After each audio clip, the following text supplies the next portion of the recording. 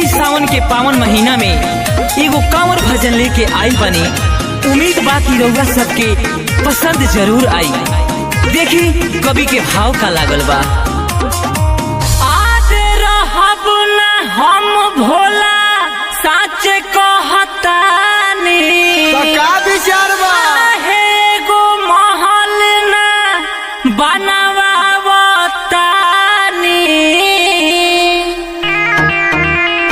जब जब से सावन भोला चूहे मोर पलानी, जब जब से सावन भोला चूहे मोर पलानी।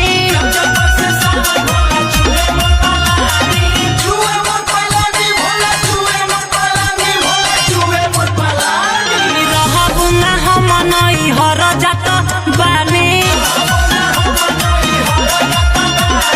जब जब से सावन भोला चूहे मोर पलानी।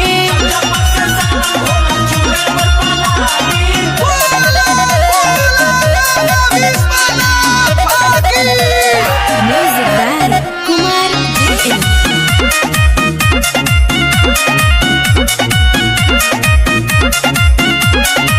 बतिया के हमारा ना करिले कदर जी, सब गजर पीछू से लागेला डर जी।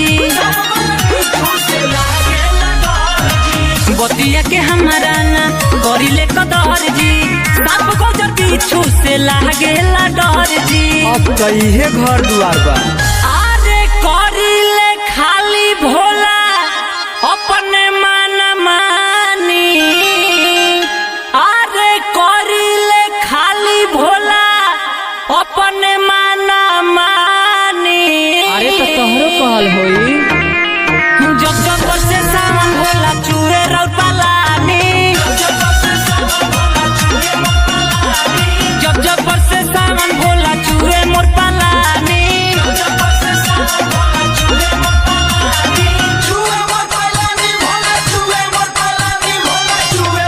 रहब ना हम नई हर जात बानी, जब जब से सावन भोला चूहे मोर पलानी।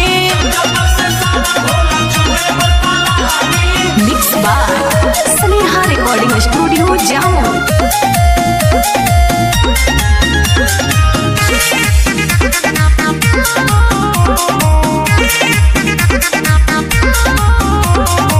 पीके रौरा भांग गाजा रहतानी महगन, रतिया के सूते में होला हमरा गजन। पीके रौरा भांग गाजा रहतानी महगन, रतिया के सूते में होला हमरा गजन। सावने भर ना। आज रीत से सुजीत जेम से कह देत बानी। अच्छा आज रीत से सुजीत जेम से कह देत बानी। तो कह दो।